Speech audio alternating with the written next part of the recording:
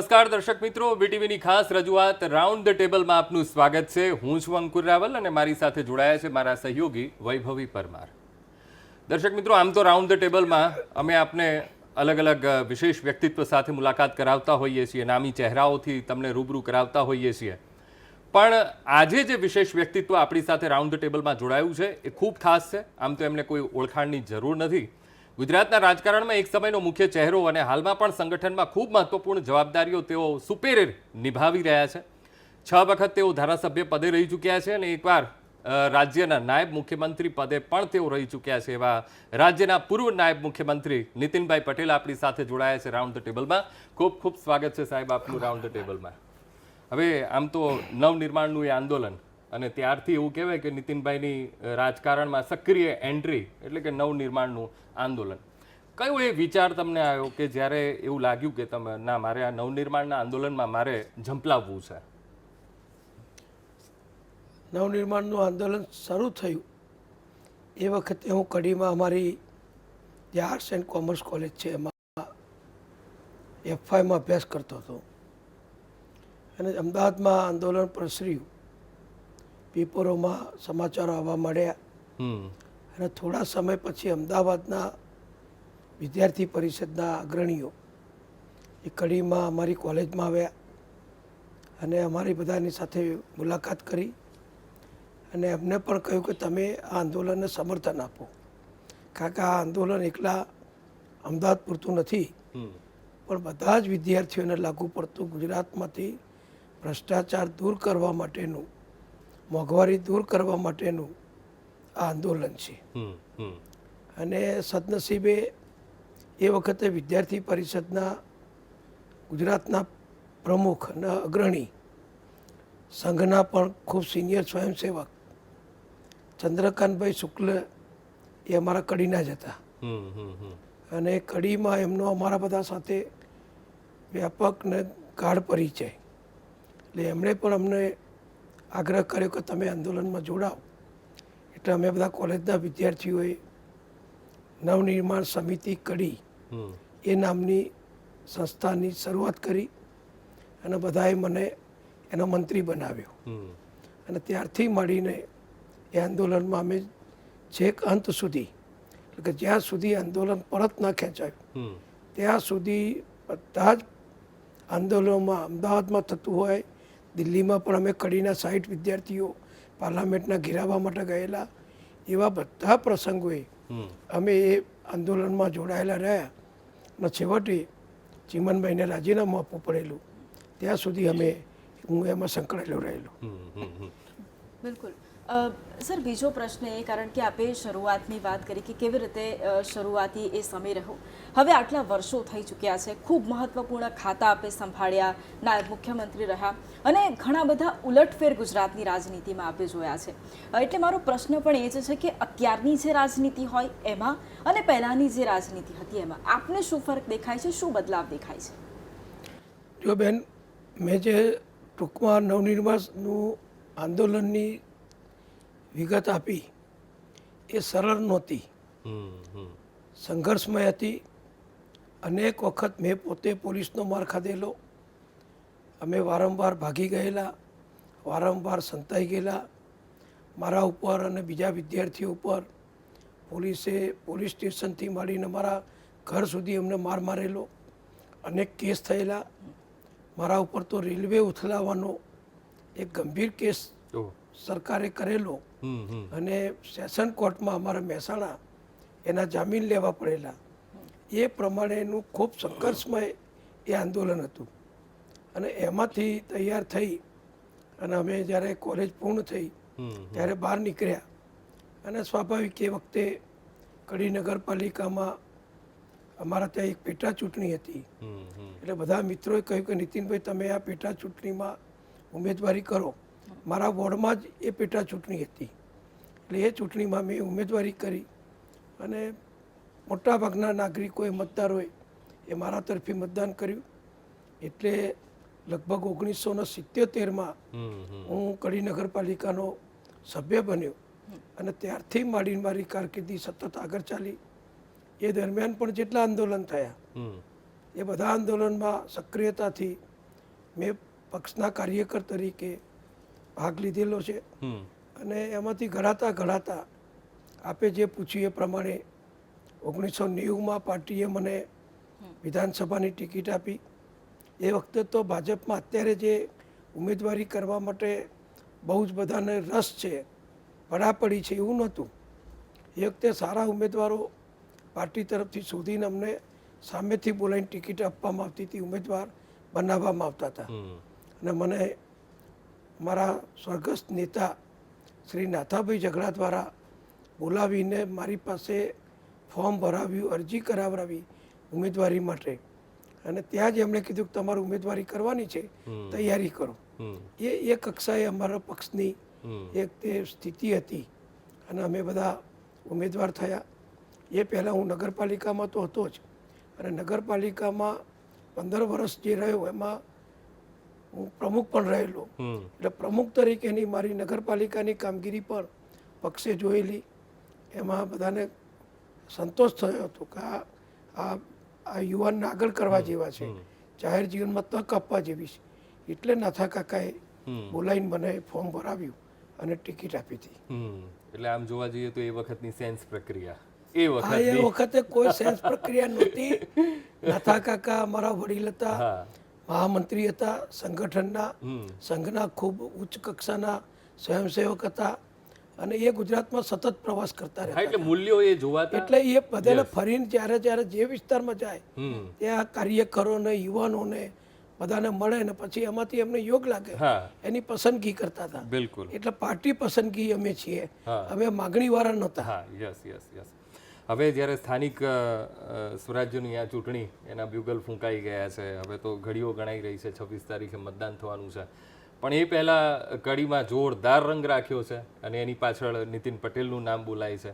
હવે 36માંથી તો 22 બેઠક કબજે કરીને આ ફોર્મ પાછા ખેંચવાની તારીખે તો 28 બેઠકો એ હસ્તગત કરી લીધી. હવે આની પાછળ કઈ રણનીતિ કામ કરી ગઈ? આમાં કોઈ રણનીતિ નથી. પ્રજાનો પ્રેમ અને વિશ્વાસ એ બહુ અગત્યનો છે. રણનીતિમાં તો 1-2 જણને તમે એ કરી શકો અને આ પહેલી વાર નથી થયું. માન્ય નરેન્દ્રભાઈ મોદીજી જ્યારે ગુજરાતમાં મુખ્યમંત્રી હતા ત્યારે સ્થાનિક સ્વરાજની સંસ્થાઓની જે ચૂંટણી આવી એ વખતે નરેન્દ્રભાઈએ અમને બધાને કહેલું, બધા ધારાસભ્યોને, બધા પક્ષના નેતાઓને, કે તમે સમરસ કરવાનો પ્રયત્ન કરો. કારણ કે ચૂંટણી થાય છે ત્યારે ગામોની અંદર, શહેરોની અંદર વિવાદ થાય છે, તોફાનો પણ થાય છે, મારામારી થાય છે અને ઘણી વાર તો એવી પરિસ્થિતિ થાય છે કે બીજાના સાથે ભવિષ્યમાં બોલવાના સંબંધ ના રહે એટલો બધો ટકરાવ થઈ જાય છે. એટલે નરેન્દ્રભાઈની ઈચ્છા હતી, લાગણી હતી કે સમાજમાં ચૂંટણી ટાળીને સમરસતા થાય, એકબીજાના સમજાવટથી ઉમેદવારો પસંદ થાય અને શહેરમાં, તાલુકા પંચાયત, ગામડામાં, ખાસ કરીને સરપંચમાં, ગામની અંદર સરપંચની ચૂંટણી થાય એટલે ગામના ભાગ પડી જાય, વિવાદ થાય, ગામનો વિકાસ અટકી જાય, જ્ઞાતિવાદ વધારે વધી જાય. એ બધું ટાળવા સમરસ કરવાની અમારા પક્ષે શરૂઆત એ વખતે કરેલી. એ વખતે કડી નગરપાલિકા અમે આખી સમરસ કરેલી. આખી શહેરની બધી સીટો હિન્દુ મુસ્લિમ વિસ્તારની બધાની બિનહરીફ લાવેલા. એ પછી બીજી 2 વખત પણ અમે મોટાભાગની સીટો ઉપર સમરસ થયા છીએ. આ વખતે પણ 28 સીટો જે બહુમતી વિસ્તારની છે એ બધી અમે સમરસતાથી દરેક જ્ઞાતિ જાતિ અનામતો, મહિલા અનામત છે, ઓબીસી અનામત છે, બધાને તક આપીને અમે બધાને બિનહરીફ જીતાડ્યા. ફક્ત લઘુમતી વિસ્તારમાં અમારા ઉમેદવારો પણ છે, સામે કોંગ્રેસના ઉમેદવાર છે, એટલે એમને ઉમેદવારી પત્રો પાછા નથી ખેંચ્યા. એટલે ત્યાં ચૂંટણી થવાની છે. રાજકારણમાં સૌથી મુશ્કેલ શું છે? નિર્ણય લેવો એ સૌથી મુશ્કેલ છે કે પછી એ લીધેલા નિર્ણયને અમલ કરાવવો અને ટકાવી રાખવો વધારે મુશ્કેલ છે? અમલ કરવો બહુ અગત્યનો છે. કોઈ બી બાબતમાં બોલવામાં, વિચારવામાં, જાહેર કરવામાં તો સરકાર, મંત્રી, હોદ્દેદાર એ ઘણા નિર્ણયો જાહેર કરી દેતા હોય છે અને એની અમલવારી કરાવવી એ બહુ અઘરું હોય છે અને એના માટે ઘણું આયોજન કરવું પડે. સંગઠન, સરકારનું તંત્ર બધાને કામમાં લગાડવા પડે અને એનું સતત ફોલોઅપ કરવું પડે. એકવાર જાહેરાત કરીને તમે ભૂલી જાઓ તો લોકોને કંઈ પ્રજાને કંઈ કાર્યકરોને કંઈ એની બહુ હોતી નથી કે એની પાછળ એ બધું કામ સમય આપીને કરે. પણ સરકારમાં હોદ્દા ઉપર મંત્રી કે જેણે જે અમલવારી કરવાની છે એ અમલવારી કરાવવાનું બહુ અઘરું છે. અને જો અમલવારી સફળ થાય તો સરકાર સફળ થાય, નગરપાલિકા સફળ થાય કે કોઈ પણ સંસ્થા સફળ થાય. એટલે અમલવારી મહત્વની છે.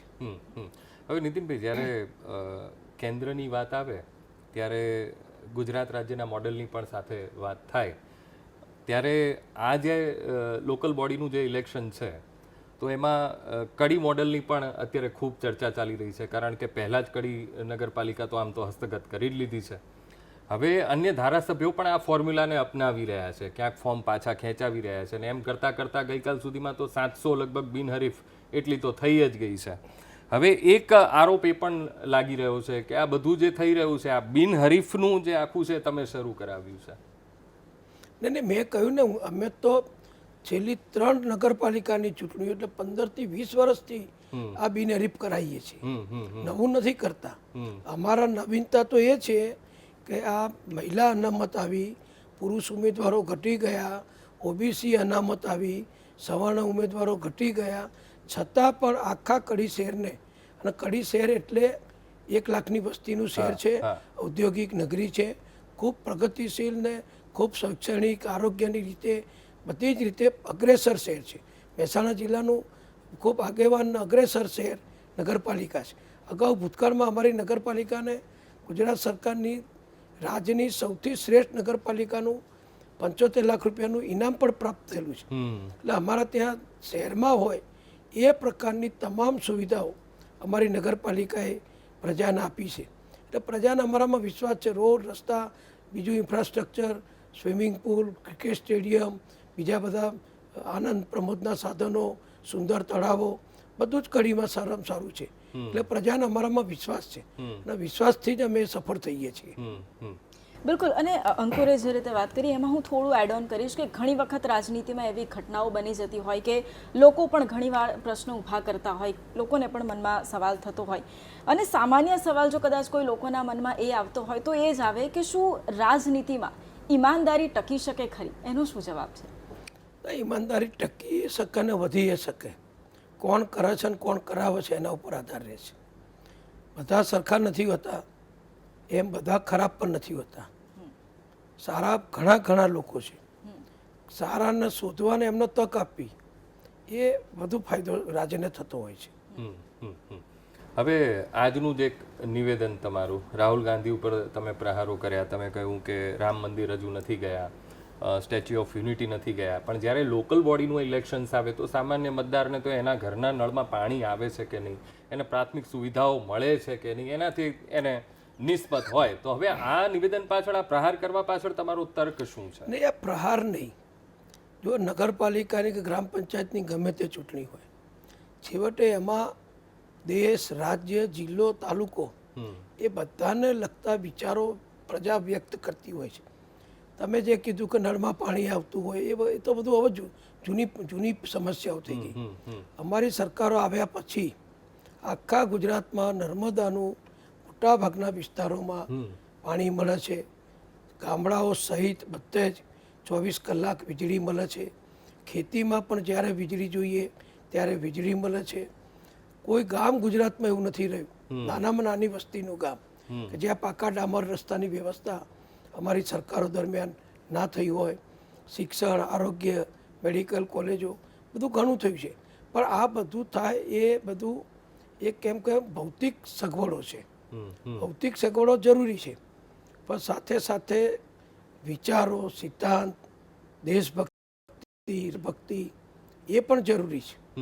એટલા માટે અમે કહીએ છીએ અને જોડીએ છીએ. હું એકલો બોલું છું એવું નહીં, બધા બોલે છે, અને બોલવું પણ જોઈએ કે તમારા ઘેર પાણી આવી ગયું એટલે દુનિયા પતી નથી જતી કે દુનિયા જીતે નથી જતી. બધું જ થવું જોઈએ. એટલે રાષ્ટ્રવાદને પણ મજબૂત કરવો, દેશ પ્રેમને પણ મજબૂત કરવો એ અમારી ફરજ છે અને જવાબદારી છે. એના માટે અમે પ્રજાને આ બધા દાખલા આપીએ છીએ. આ કોઈ કહેવા ખાતર કોઈ કીધેલી વાત નથી.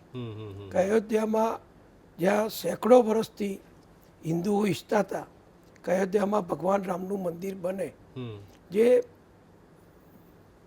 બહારથી આવેલા લોકોએ આપણા મંદિરોનો આખા દેશમાં નાશ કર્યો. સોમનાથ મંદિરનો મોહમ્મદ ગઝનીએ વારંવાર નાશ કર્યો.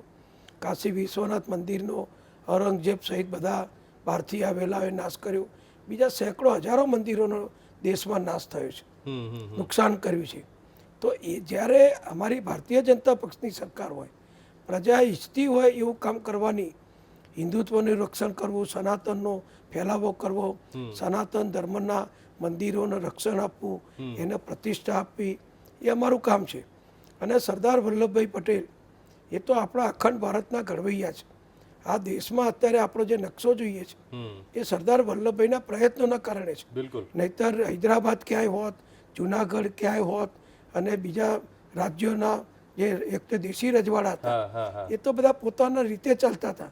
કોઈને પાકિસ્તાન જોડે ભળવું હતું, કોઈને પોતાનો સ્વતંત્ર દેશ બનાવવો હતો. હમ હમ હમ આ બધાને સમજાવી અથવા બીવડાવી અથવા તાકમાં લઈ અને જે રીતે સરદાર વલ્લભભાઈએ ખૂબ કુનેહપૂર્વક આખી અત્યારના કામગીરી ભારતનું નિર્માણ કર્યું, હમ હમ એ એવા સરદાર વલ્લભભાઈ જે અખંડ ભારતના આપણા ઘડવૈયા છે, લોખંડી પુરુષ છે, હમ એમની કોંગ્રેસના સમયમાં અવગણના થયેલી, સુભાષચંદ્ર બોઝની અવગણના થયેલી, ડૉક્ટર બાબા સાહેબ આંબેડકરની અવગણના થયેલી, ભગતસિંહની અવગણના થયેલી, ઘણા નેતાઓની કોંગ્રેસે અવગણના કરેલી. અને કોંગ્રેસના સમયમાં તો ફક્ત નહેરુ પરિવાર એને જ દેશના આઝાદી અપાઈ એવું એક ચિત્ર દેશમાં ઊભું કરેલું. પુસ્તકોમાં ભણી જ આવે, બીજી બધી હકીકતોમાં ભણી જ આવે, ઇતિહાસ પણ એવો જ લખાતો હતો. એટલે જ્યારે અમારી સરકારો બની ત્યારે જે નેતાઓ જેને આઝાદીની લડતમાં વીર સાવરકર જે કાળા પાણીની સજા ભોગવી ચૂકેલા ને કેટલો એમને સિતમ અંગ્રેજોનો અત્યાચાર સહન કર્યો એ તો તમે જુઓ છો, જાણો છો ને વાંચો છો. એવા નેતાઓને પ્રજાની સમક્ષ મહાન નેતા તરીકે મૂકવા, ઇતિહાસને ફરી પુનર્જાગૃત કરવો, અને એ કામ અમે કરીએ છીએ. અને એટલા માટે વડાપ્રધાન નરેન્દ્રભાઈએ ગુજરાતના મુખ્યમંત્રી હતા ત્યારે સ્ટેચ્યુ ઓફ યુનિટી સરદાર પટેલની વિશ્વની ઊંચામાં ઊંચી પ્રતિમા બનાવી. તો એનું તો દરેક ભારતીયને ગૌરવ થવું જોઈએ. એમાં ભાજપ, કોંગ્રેસ કે બીજા આમ આદમી પાર્ટી કે સામ્યવાદી પાર્ટી એવું કશું ના હોય. આપણા મહાન નેતાઓએ જે કામ કર્યું છે એનાથી આપણે ઉજળા છીએ. તો એવા મહાન નેતાઓ કોઈ પણ પક્ષ સાથે જોડાયેલા હોય એમને આપણે નમન કરવા જોઈએ. એટલા માટે અમે કીધું કે રાહુલ ગાંધીની ફરજ છે કે એ સ્ટેચ્યુ ઓફ યુનિટી જાય અને સરદાર વલ્લભભાઈની પ્રતિમાના દર્શન કરે. એમાં અમે કંઈ ખોટું નથી કીધું. હજુ એ વાત હું દોહરાવું છું. ઘણીવાર એવું થાય કે આપના નિવેદનો ખૂબ ચર્ચામાં આવતા હોય, જાહેર મંચ પરથી આપ કહેતા હો, એટલે ઘણીવાર મનમાં એવો સવાલ આવે કે બેબાકપણું ઘણીવાર ભારે પડી જાય. એવું ક્યારેક લાગ્યું કે બેબાક થઈને નિવેદન આપ્યું હોય અને ઘણીવાર મનમાં એવું લાગે? કોઈ દિવસ નહીં. કારણ કે હું જે બોલું છું અથવા ભગવાન મને બોલાવરાવે છે મારા વિચારોથી, હું જે બોલું છું સભામાં, એ સંયમથી, મર્યાદાથી, કોઈનું અપમાન ના થાય રીતે, કોઈ જ્ઞાતિ જાતિ સમાજનું અપમાન ના થાય રીતે, એ રીતે બોલું છું. એટલે સાચું બોલવું એ તો અમારી ફરજ છે. જો બધા લોકો સાચું નથી બોલી શકતા, ઘણા પોતપોતાની રીતે બોલે છે, ગોળ ગોળ બોલે છે, કોકને ખુશ કરવા માટે બોલે છે, એવું બોલનારા બોલે પણ છે. પણ મારે એવું બોલવાનું કોઈ કારણ નથી. સત્ય બોલવું એ સારામાં સારો એક ફરજ છે આપણી, અને ફરજ હું બજાવું છું. હવે નીતિનભાઈ, સ્થાનિક સ્વરાજ્યના ઇલેક્શનને જે રીતે ફોર્મ ખેંચવાની જે છેલ્લી તારીખ અને જે દ્રશ્યો જોયા, કદાચ લોકશાહી માટે પણ એક ક્વેશ્ચન્સ ઊભા કરતા હતા. કારણ કે ખાસ કરીને વડોદરાની વાત કરીએ, રાજકોટમાં તો આખી રિસોર્ટ પોલિટિક્સ અને જેમાં કોંગ્રેસ ફાવી ગઈ, સાચવી લીધા. પણ વડોદરાની પર્ટિક્યુલર વાત કરીએ તો વડોદરામાં તો જે દ્રશ્યો ના સર્જાવા જોઈએ એ દ્રશ્યો આપણે જોયા છે. એને તમે કઈ રીતે જુઓ છો? જો તમારી સરકાર બધું જ આપે છે, બધી જ રીતે ખરી છે, તો પછી આ બધું કરવાનું, એક દબાણ ઊભું કરવાનું, એક પ્રેશર બનાવવાનું કારણ શું હોઈ શકે? જો મોટે ભાગે આવું ના થવું જોઈએ હું પ્રાથમિક રીતે માનું છું. પણ ક્યાંક કયા સંજોગોમાં થયું, કોના વાંકથી થયું, એ તો અહીંયા બેસીને હું સમજ્યા વગર વિશ્લેષણ કરું એ બરાબર નહીં. પણ પ્રજા મત આપ જ છે. અને તમે કહ્યું બિલકુલ સાચું કહ્યું કે ભારતીય જનતા પક્ષ ઉપર ગુજરાતની જનતાને એટલો બધો પ્રેમ છે કે અમે જે ઉમેદવાર ઊભા રાખીએ એને કમરના નિશાનથી બધા ઓળખે છે. ઉમેદવારો મારી દ્રષ્ટિએ હમ પ્રજાની સમક્ષ બહુ મહત્વના નથી. ભાજપનું નામ હમ અને ભાજપનું કમરનું નિશાન અને મોદી સાહેબનું સિમ્બોલ, એટલે મોદી સાહેબની એક છાપ હમ કે ભાઈ આ નરેન્દ્રભાઈ મોદીના પક્ષના છે, આ કમરના નિશાનવાળા છે, એટલે પછી બહુ કરવાની જરૂર રહેતી નથી. અમારા બધા કામોનો સરવાળો એ જેમ બધા ઝરણા ભેગા થઈ અને નદી બને, ગંગાજી બને, એમ અમારા બધા કામોથી બધું થતું હોય છે. એટલે એક ઉમેદવાર કે એક હોદ્દેદારથી કશું નથી થતું, સામૂહિક પ્રયત્નોથી, અમારી નેતાગીરીથી એ જે કામ થતું હોય છે. એટલે કદાચ કોઈ આવી ભૂલ કરતા હોય તો ના કરવી જોઈએ. આપે જે વાત કરી કે બહારનું કોઈક વ્યક્તિ હોય, કોઈક અન્ય પક્ષ હોય, એની વાત અલગ, પણ જો પક્ષમાં જ વિભીષણ કે પછી મંથરા હોય તો શું કરવું? એવું તો આ બધું આટલો મોટો પક્ષ છે, 1 કરોડ કરતાં, જો ભાજપ પૂરતી વાત કરું છું, 1 કરોડ અમારા ગુજરાતમાં સભ્યો છે. અમારા 1 કરોડ સભ્યોની સામે નાના મોટા વિવાદ તમે જુઓ છો અને પૂછો છો, પણ કોંગ્રેસ કશું નથી, એનું નામું નીલ થઈ ગયું છે, એનો હિસાબ, એનું એકાઉન્ટ અત્યારે લોસમાં ચાલી રહ્યું છે. છતાં પણ કોંગ્રેસમાં પણ તમે જુઓ કે અમદાવાદમાં કે બીજા વિસ્તારોમાં એ ખેંચાખેંચી, મારામારી, એ બધું થાય છે. એટલે અમે તો 1 કરોડ સભ્યો વચ્ચે આ 1% નહીં થતું હોય ને કોંગ્રેસમાં કશું નથી, છતાં અમારાથી 10 ગણું કે 25 ગણું થાય છે. તો ખરેખર આ પ્રશ્નો બધા કોંગ્રેસને પૂછવા જોઈએ કે તમે કેમ આવું કરો છો. અને જીતવાના તો છે જ નહીં. એ બધા મારામારી કરીને ટિકિટો કદાચ કોંગ્રેસમાં લે, પણ કદાચ લઘુમતી વિસ્તાર પૂરતું જીતી જાય, બાકી તો સામાન્ય પ્રજાની વચ્ચે તો એ કોઈ પૂછાવાના નથી. પણ આ પ્રશ્ન એટલા માટે, કારણ કે સત્તામાં તમે છો એટલા માટે પ્રશ્ન તમને થઈ રહ્યો તો છે. સત્તા ઉપર એને જ બધા કહેતા યસ, એક્ઝેક્ટલી. હવે તમારો એક સવાલ મારે એ પૂછવો છે તમને કે આમ તો 1977થી તમે સક્રિય રાજકારણમાં, 1990થી તમને ટિકિટ મળવાની શરૂઆત થઈ અને ત્યારબાદ 2002ને આપણે બાદ કરી દઈએ તો એ બાદ કરીએ તો તમે આગેકૂચ જ કરી છે, ક્યારે પાછું વળીને જોયું નથી. ક્યારે એ રાજકારણનો નશો, એ સત્તાનો નશો નીતિન પટેલને ચડ્યો છે ખરો? મને કશાનો કોઈ નશો ચડતો નથી. કામમાં હોઈએ ને એટલે બસ કોઈ વિચાર, ઘરના વિચારે નથી આવતા.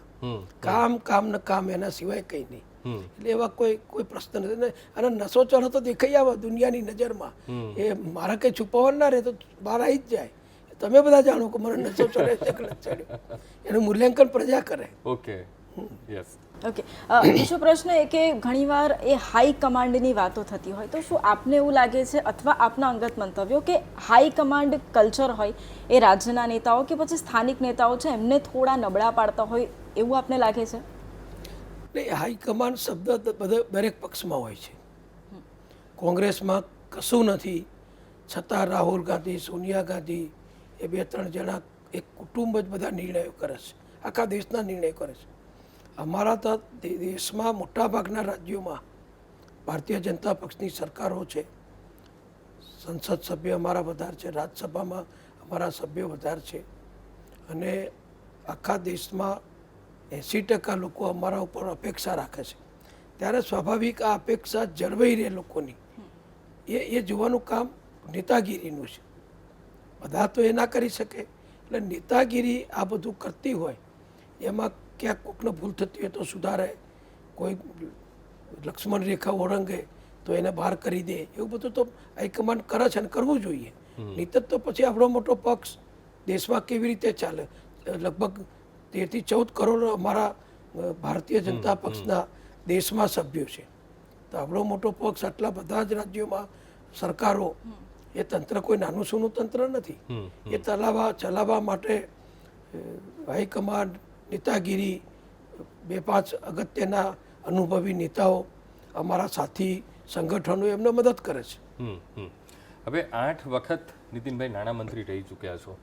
હવે એ વખતે, એ સમયે જ્યારે 8 વાર તમે બજેટ રજૂ કર્યું, એ આખો એ મારો એરા તમને પૂછવો છે કે એ સમયે ગુજરાતના આર્થિક વિકાસમાં તમને કેવા પડકારો લાગતા હતા? એક તો આપણે, હું નાણામંત્રી નહોતો એ વખતની વાત છે કે કચ્છમાં જે ભૂકંપ થયો, એટલે ગુજરાતમાં ભૂકંપ થયો, ત્યારે ગુજરાતને બેઠું કરવું એ બહુ અગત્યનું મોટું ખર્ચાળ કામ હતું. લાંબા સમય સુધી કરવું પડે એવું કામ હતું. એ વખતે સરકારનું આખું તંત્ર એક જ લક્ષ્ય સાથે ચાલતું હતું કે અસરગ્રસ્તો છે, ભૂકંપગ્રસ્તો છે, એમને મદદ કરવી. એક તો સરકારે ઘણું કામ કર્યું અને ઘણું ફંડ પણ ફાળવ્યું અને આપણને મદદ પણ ઘણી મળી. એવી રીતે નર્મદા યોજના પૂરી કરવા માટે, નર્મદા યોજના આપણે કહીએ છીએ ગુજરાતની જીવાદોરી, પછી શરૂઆતમાં જ્યારે જીવાદોરી કહેતા ત્યારે મોટાભાગના લોકોને ખબર નથી પડતી કે જીવાદોરી એટલે શું. પણ આજે આપણે કહી શકીએ કે અમરેલી, જામનગર, રાજકોટ, સુરેન્દ્રનગર આવા સૌરાષ્ટ્રના વિસ્તારોમાં નગરપાલિકા, મહાનગરપાલિકાઓમાં 10 દિવસે અડધો કલાક પીવાનું પાણી નહોતું મળતું. એ સમય આપણા ગુજરાતનો, અમારી સરકાર આવી ત્યાં સુધી હતો. વીજળી નહોતી મળતી ગામડાઓમાં, શહેરોમાં તાલુકા મથકો પર વીજળી કાપ આવતો હતો. આ બધું આપણે જોયેલું છે. રસ્તાઓનું કોઈ મોટું નેટવર્ક નહોતું, થોડા જ હાઈવે હતા. નર્મદા યોજનાનું કામ ચાલતું નહોતું, ખોરંભે પડ્યું હતું. તો એની સામે નર્મદા મેઘા પાટકરની સામે લડી અને પછી સુપ્રીમ કોર્ટમાં લડ્યા, બીજા ટ્રિબ્યુનલોમાં લડી ગુજરાત સરકાર, અને એમાં પછી સફળતાપૂર્વક આપણે મોદી સાહેબ જ્યારે ગુજરાતના મુખ્યમંત્રી હતા ત્યારે સુપ્રીમ કોર્ટે જજમેન્ટ આપ્યું કે નર્મદા બંધની ઊંચાઈ એ પૂર્ણ કક્ષાએ કરી શકાશે. એટલે મેઘા પાટકરનો જે દાવો હતો એ કાઢી નાખ્યો હાઈકોર્ટ, સુપ્રીમ કોર્ટે. ત્યારથી આપણે સતત કામ ચાલુ કર્યું અને લગભગ શરૂઆતના તબક્કામાં જે 25-30 હજાર કરોડમાં પૂર્ણ થવાની હતી એ યોજના લંબાણ થવાના કારણે, બીજા બધા ખર્ચા વધુ આવવાના કારણે, સમય પ્રમાણે મોંઘવારી વધવાના કારણે આજે લગભગ 60-65 હજાર રૂપિયા કરોડ કરતાં પણ વધુ ખર્ચો આપણો નર્મદાનો થઈ ચૂક્યો છે. એટલે આવા બધા સમયમાં એ પછી કોરોના આવ્યો, તો કોરોનામાં પણ સરકારની આવક બંધ, લોકડાઉન, ધંધા રોજગાર બધું બંધ, અને સરકારના ખર્ચા વધ્યા. બધાને વિના મૂલ્યે વેક્સિન આપી ભારત સરકારે. અત્યારે દેશમાં 80 કરોડ લોકોને કેન્દ્ર સરકાર, મોદીજીની સરકાર વિના કિંમતે અનાજ અને રેશન આપે છે. તો આવા બધા ખર્ચા કાઢવા બહુ મોટા કામ હોય છે.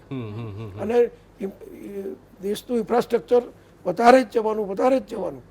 મેં કહ્યું ને, આજે તમે હાઈવે જુઓ ગુજરાતમાં, બીજા બધા ડેમો જુઓ, બધું ઘણું આપણે કર્યું છે.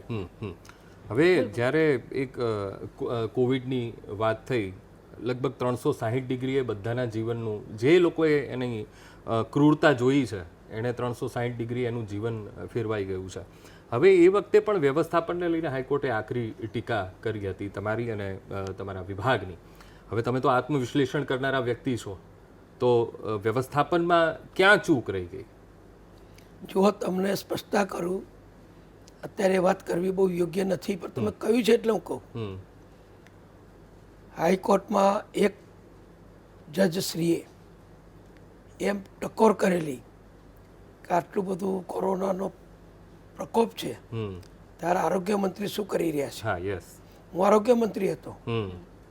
મને સાંજે ખબર પડી, મેં અમારા વકીલોને બોલાયા, અધિકારીઓને બોલાયા, અને મેં તો એવી ઈચ્છા વ્યક્ત કરી કે હાઈકોર્ટ જજને જેમણે આ કહ્યું હતું એમને હું ડાયરેક્ટ ફોન કરું કે સાહેબ, આ તમે કેવી રીતે આ નિવેદન, આ ટિપ્પણી કરી શકો છો, કોમેન્ટ કરી શકો છો.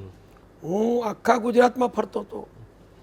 અમદાવાદની સિવિલ હોસ્પિટલમાં 10 વખત ગયેલો, રાજકોટ, જામનગર, ભાવનગર, પછી સૌરાષ્ટ્રના બધા શહેરોમાં, સુરત, ભરૂચ, આવા અનેક શહેરોની સિવિલ હોસ્પિટલોમાં બધી સારવાર બધાને મળે સારી રીતે, એ માટે હું પોતે કોરોનામાં સતત ફર્યો છું.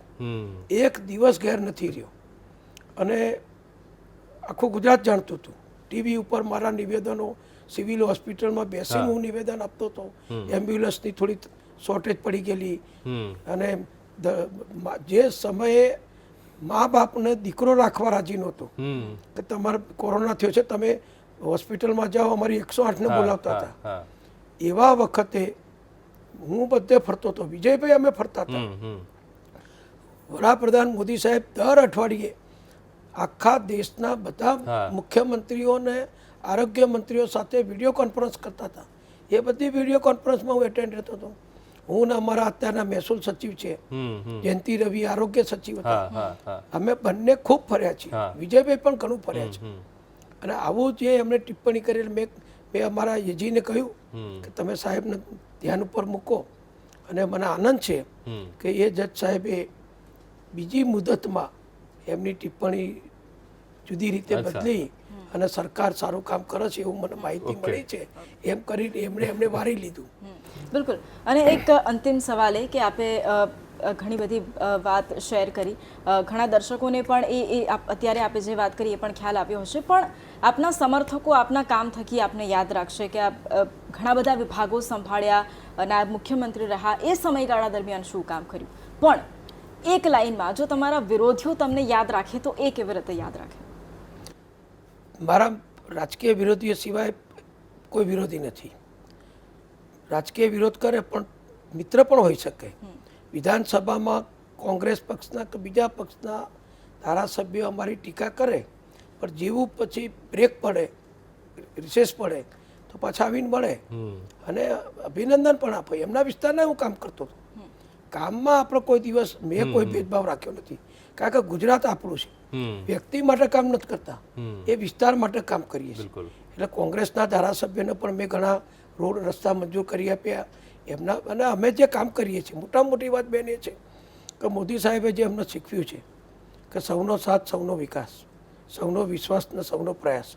એટલે દાખલા તરીકે મા યોજના એ વખતે નરેન્દ્રભાઈ ગુજરાતના મુખ્યમંત્રી હતા હા. ત્યારે એમણે 3 લાખ રૂપિયાથી શરૂ કરી હતી ગરીબ બીપીએલ કાર્ડ ધારકો માટે.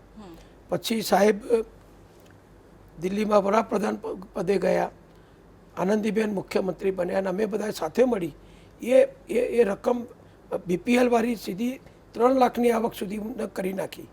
પછી વિજયભાઈ મુખ્યમંત્રી બન્યા તો મેં સીધી એ 5 લાખ કરી. અને અત્યારે ભૂપેન્દ્રભાઈએ મુખ્યમંત્રીશ્રીએ 10 લાખ રૂપિયા સુધીની વિના મૂલ્યે સારવાર કોઈ પણ રોગ થયો તો ગુજરાતની સારામાં સારી હોસ્પિટલો મળે. તો એમાં કોઈ પણ જ્ઞાતિના હોય, કોઈ પણ પક્ષમાં માનતા હોય, કોઈ પણ ધર્મ પાળતા હોય, બધાને મળે છે. એટલે અમે તો બધા માટે કામ કરીએ છીએ. નર્મદાનું પાણી ગુજરાતમાં મળ્યું, ઇવન આપણા અમદાવાદ શહેરમાં મળ્યું. આજે રિવરફ્રન્ટ તમે જુઓ તો રિવરફ્રન્ટ ઉપર રાત્રે મોટા ભાગે ફરવા માટે મુસ્લિમ સમાજના, લઘુમતી સમાજના લોકો એનો લાભ લે છે. તો અમે કંઈ નાનત કહેતા કોઈ. એટલે જે સારું કરીએ એનો તો બધા લાભ લેતા હોય છે અને બધાનો લાભ લેવાનો અધિકાર છે. બિલકુલ. બિલકુલ. અને એટલા જ માટે આપની કારકિર્દી રહી હોય, રાજનીતિ કારકિર્દી હોય, સામાજિક જીવનમાં આપનું એ આગળ પડતું હંમેશા રહેવું, લોકોની સમસ્યાઓ સાંભળવી, એ તમામ બાબતો વિશે આજે આપણે ચર્ચા કરી છે. ખૂબ ખૂબ આભાર નીતિનભાઈ અમારી સાથે આજે જોડાવા માટે અને આ ચર્ચામાં ભાગ લેવા માટે. તો દર્શક મિત્રો, રાઉન્ડ ટેબલમાં આજે ગુજરાત રાજ્યના પૂર્વ નાયબ મુખ્યમંત્રી નીતિનભાઈ પટેલ આપણી સાથે આજે જોડાયા. ઘણી બધી રસપ્રદ વાતો અને ખૂબ રસપ્રદ સંવાદ તેમની સાથે રહ્યો. આજે આ ચર્ચામાં હાલ બસ આટલું જ. આવતા રવિવારે એક નવા વ્યક્તિ વિશેષ સાથે ફરી એકવાર મળીશું. ત્યાં સુધી મને આપશો રજા. નમસ્કાર.